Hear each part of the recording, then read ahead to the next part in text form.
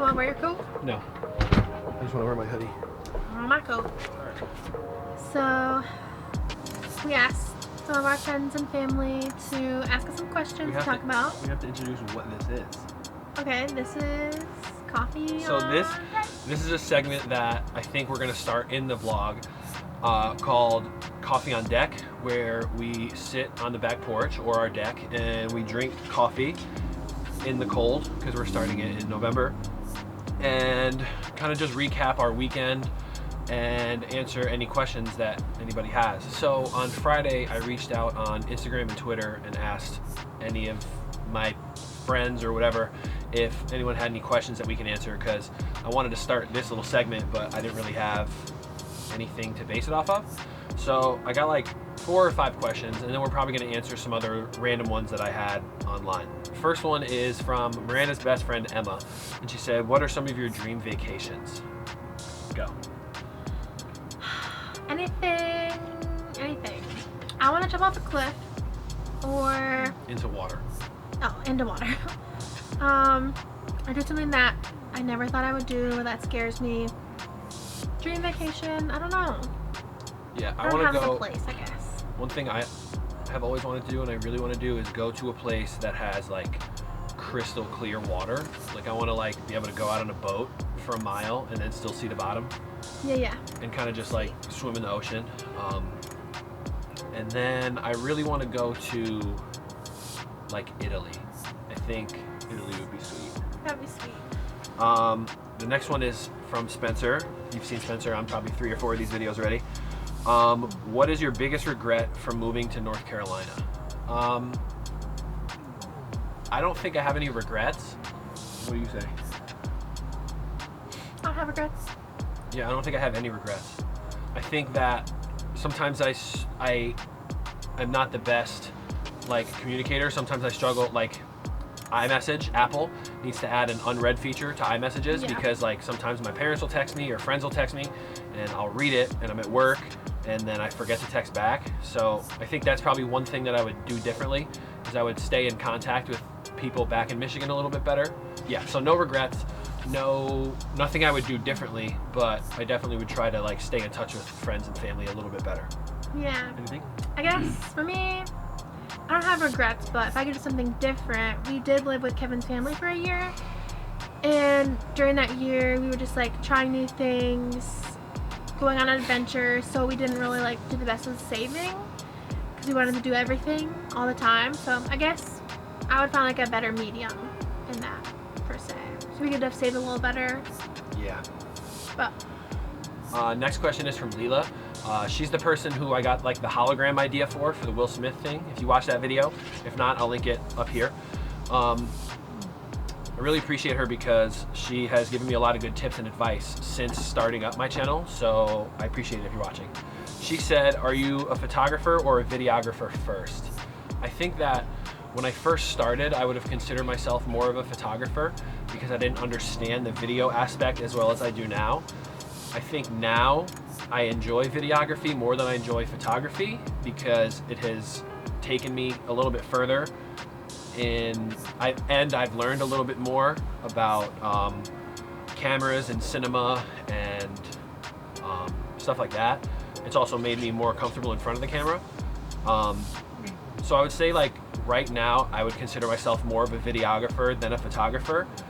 And I also think that photography is harder than videography because anybody with a decent lens, you know, that goes down to 1.8, 1.4, 2.8, you can have a shallow depth of field and you can have like a really nice video, but it's harder to compose a picture and frame a subject in a photograph than it is a video. So I think photography is a lot harder to learn, and I don't shy away from it, but I do a lot more with video, so I think that makes me more of a videographer than a photographer. yeah, plus I feel like you're happier when you're doing videos versus pictures. Yeah, you just seem like more in your element. Yeah, I really enjoy video because there's so many more aspects to it. I love, like I'm an audio guy as well, like I love like digging deep in audio stuff, so this gives me the chance to do that too with music, with the audio from voice stuff, so yeah, videographer. The next question is from Tucker. It's actually my boss at work. He says, what motivates your storytelling and what do you want to capture? I think one of my favorite things to do, and we just did this when we were in Michigan with her family, is watch home movies and watch videos from when you were a kid. So I think what motivates my storytelling is being able to show my kids this kind of stuff in 20, 30 years, because the way YouTube and the internet has like taken over our generation, it's going to be interesting, because I know I hear stories from my parents and stuff like that, and now I'll be able to share these stories, but it will all be documented. So I think being able to have all of this 50 years from now, and be able to watch this exact video 50 years from now and show like my kids, my grandkids, I think that's one thing that motivates my storytelling. As far as what I want to capture, I would say just honesty. I like to highlight the stuff that's more raw. Like, this is more raw than traveling to Hawaii and you know, travel vlogs and all that stuff. Like, this is our life. We're not like, we're not trying to show like some fake life that we don't live. Like, we live in an apartment, we do weekend adventures, we work full-time jobs. Yeah, this is just our journey. Yeah. And it may be boring to some, it may be exciting to some, but to us, this is what we're living now, and it's just honest. It's just raw. It's just what we're doing. There's no bells and whistles. There's nothing fancy. So I just want to capture the raw, behind the scenes feel of our life rather than just the highlights. Mm-hmm. So I like to get everything, the negatives, the positives, because it's all, again, going back to the last video, it's all part of the story. And at the end of the day, it doesn't make sense if all you have is one side of it. Next question is from Relly. He said, how have you grown as a creator after 7 vlogs, and how has it been from Miranda's point of view? I think in these 7 videos, I also kind of touched on this in the last video. I've learned a ton about editing, about how to look into the lens and not look away, because I tend to do that. It's kind of like a defense mechanism. I realized that, like, it's easier for me to not look at the lens and talk over here and get my sentence out, but I'm trying to focus more on like making eye contact. That's another thing I learned from Leela. And collaboration, because again, meeting up with Relly and Spencer last week, it was something I've been wanting to do for a really long time. So being able to have 5, 6, 7 videos done and be comfortable in that situation and just meeting up to all create was super fun too. As far as Miranda's point of view, what do you think? Like, it's been fun for sure. Yeah, it's been fun, like watching you get better and quicker, like with your edits, because when you first started it would take like a lot of time, but through like all of your editing just in general, like you've gotten so quick and so detail oriented. Yeah, you know? I think efficiency might be like, yeah, efficiency. Like I've gotten efficient. Like I have like my templates set up and I have my graphics and I know like the text that I'm gonna put over the videos and stuff like that. So not to like completely interrupt and take over the question, but I think that's probably what you're doing. Yeah, and I just like recording like our weekends, what we do. I think it's gonna be fun to look back on these videos even like next month as time goes, to see like how much we've done, and we are just always talking about old stories and like old things that we've done and just like reminiscing. So I'm just really proud of you too. Thanks. So I guess this is the last question. This one is also from Spencer. He says, how does making videos affect your relationship? Do you want to start? Or you want me to start? I'll start. So it's just been different. For me, like I grew up, my parents were photographers, so I'm kind of used to having the camera around. But for us, like our relationship didn't start that way per se. So, I mean, at first it was an adjustment.